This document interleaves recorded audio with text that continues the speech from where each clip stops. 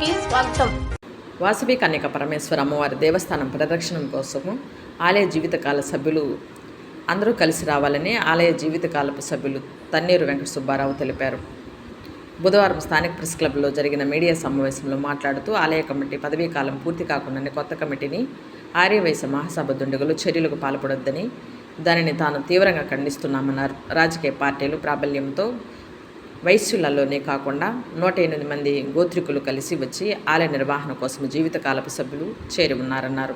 ఆర్యవైశ్యుల ఆత్మగౌరవాన్ని కాపాడడం కోసము, అమ్మవారి ఆలయ ఔన్నత్యం నిలబడడం కోసము నా వంతు కృషి చేస్తానన్నారు. ఈ నెల 18న జరిగే సర్వసభ్య సమావేశంలో ఏకాభిప్రాయానికి వచ్చి కమిటీని ఏకగ్రీవంగా ఎన్నుకోవడము, లేక ఎన్నికలు నిర్వహించి కమిటీని నిర్మించుకోవాలనే కానీ తెర వెనుక రాజకీయాలు, కుట్రల కుతంత్రాలకు ఆలయ జీవితకాల సభ్యుల అభిప్రాయాలను పరిగణలోకి తీసుకొని ఆలయ గౌరవం కాపాడాలన్నారు. ఎన్నిక అమ్మవారిని గౌరవం కాపాడే విధంగా ఉండాలన్నారు.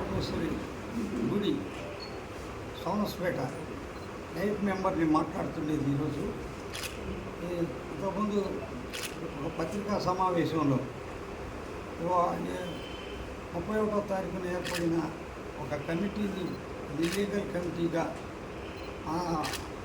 పత్రికా ముఖంగా వాళ్ళందరికీ కూడా, ప్రజలందరికీ మరియు ఆ దేవస్థానానికి సంబంధించిన 108 గోత్రాలకు సంబంధించిన ఆర్యవైశ్యులైనటువంటి లైఫ్ మెంబర్స్ అందరికీ కూడాను మేము ఈ పత్రికా ముఖంగా ఇల్లీగల్ కమిటీని మేము తెలపడం అయినది. దానికి మాకు ఎక్కడి నుంచో అనూహ్యమైన స్పందన వచ్చి ఎవరెవరు ఉన్నారో మెంబర్స్ అందరూ కూడాను మమ్మల్ని సంప్రదించడం కూడా స్టార్ట్ అయింది.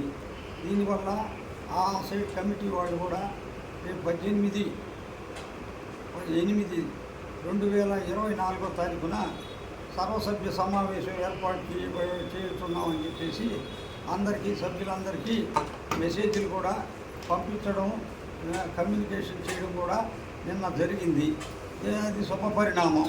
దీనికి అక్కడ వచ్చేసి ఎవరెవరైతే దాతలు ఉన్నారో, దానికి సభ్యులు ఎవరు ఉన్నారో, లైఫ్ మెంబర్స్ ఎవరు ఉన్నారో వాళ్ళందరినీ కూడా 18వ తారీఖున జరగబోయే కన్యకా పరమేశ్వరి గుడిలో సర్వసభ్య సమావేశానికి మా తరఫున కూడా, మా మెంబర్ల తరఫున కూడా అందరూ తప్పకుండా హాజరు కావాలని చెప్పి మేము కూడా పత్రికా ముఖంగా కోరుకుంటున్నాం. ఈరోజు దాంట్లో ఏంటంటే వాళ్ళు చిన్న విన్నపం ఏంటంటే ద్వారకానాథ్ గారికి అంతా సర్వసభ్య సమావేశం అని చెప్పారు, కానీ ఒక చిన్న అజెండా పెట్టలేదు.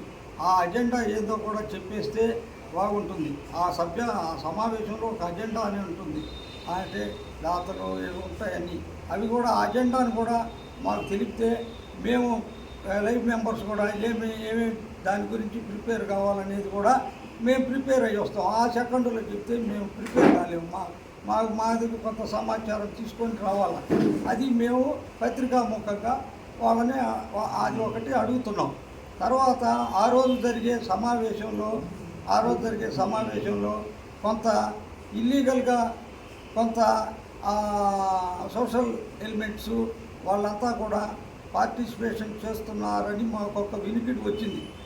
అది లేకుండా సర్వసభ్య సమావేశంలో జనరల్ బాడీ మీటింగు దానిలో అందరూ కూడా ప్రశాంతంగా కూర్చొని దానికి మాట్లాడుకునే విధంగా ఏర్పాటు చేయవలసిన బాధ్యత ప్రస్తుతం ఉన్న కమిటీ ముక్కాల ద్వారకానాథ్కి బాధ్యత ఉన్నది. ఇది పత్రికా ముఖంగా ఆయనకి తెలుపుతున్నాం.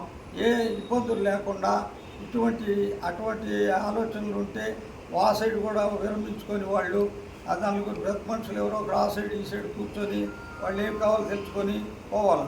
ఇంకొకటి, వాళ్ళు మాకు తెలవకుండా, సభ్యులకి ఎవరికి తెలవకుండా ఈ అకౌంట్స్ ఎవరికంటే ఇప్పుడు ఇల్లీగల్ కమిటీ ఏర్పడింది వాళ్ళకి ఇవ్వడానికి మా అనుమతి లేకుండా ఇవ్వడానికి కుదరదు. మేము సభ్యులం అందరం వచ్చి ఏకగ్రీవంగా పలానా ఆయన అంటేనే వాళ్ళకి మాత్రమే ద్వారకానాథ్ హ్యాండ్ ఓవర్ చేయాలి. మా వాళ్ళు ఏదో రాజకీయ ఒత్తిళ్ళు, బెదిరింపులు ఉన్నాయని చెప్పేసి ఆయన ఏదో 4 సభ్యులు మా వాళ్ళు ఉంటారంటే ఆయన కూర్చుంటారు అయిపోయి ఈ కమిటీకి హ్యాండ్ ఓవర్ చేయడం అధర్మం. దానికి నేను ముందుగానే ద్వారకానాథ్ కమిటీ అందరికి కూడా లీగల్ నోటీసులు ఇచ్చాను. నిన్ననే అందరికీ 11 మందికి నిన్న అందరికీ కూడా లీగల్ నోటీసులు అన్నీ ఉంటాయి అనుకుంటున్నాను. నిన్న ఏమైందంటే దాంట్లో సారాంశం ఆ లీగల్ కమిటీ వచ్చేసి ఏంటంటే మీరు ఇప్పుడు ఏం చేయాలా అనేది కూడా మేము సర్వసభ్య సమావేశంలో ఈ 108 గోత్రాలు 3500 మంది సభ్యుల సమక్షంలో ఏకగ్రీవంగా కానీ లేదా పోటీకి కానీ మీరు నిర్ణయించుకొని చేయాలి తప్ప ఏది కూడాను మీ ఇష్ట ప్రకారం చేయడానికి లేదు. అలా చేస్తే మీ మీద సివిల్ అండ్ క్రిమినల్ లీగల్ మీ మీద ప్రొసీడింగ్స్ పోవడానికి మేము సిద్ధంగా ఉన్నాం. ఇంకొకటి 1వ తారీఖు నుంచి వీళ్ళు డియాక్టివ్గా ఉన్నారు ఇప్పుడు గుళ్ళో వాళ్ళ వీళ్ళని. ఈ 18వ తారీఖు లోపల కూడా ఆ గుళ్ళో ఏదన్నా చిన్న పొరపాటు జరిగితే దీనికి బాధ్యులు ఎవరు? చిన్న ముక్కు పుడకపోతుంది.